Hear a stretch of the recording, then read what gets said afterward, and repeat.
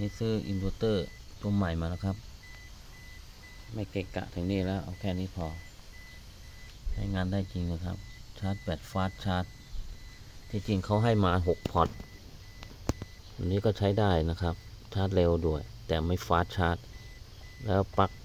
นี้ให้มา3 ตัวนะครับ1 2และ3ที่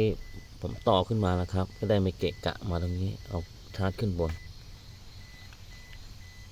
ติดตั้งไว้จะไปเที่ยวกันนะครับ ก็ได้ฟาสต์แบบชาร์จแบบชั่วโมงหนึ่งเต็มนี่นะครับเพิ่งชาร์จเพิ่งดึงออกไม่อันตรายนะครับมีสวิตช์ปิดเปิดนี่ไม่ใช่ก็ปิดเห็นไหมไม่ใช่ก็เปิดมีไฟสถานะบอกอยู่นะครับจัดไป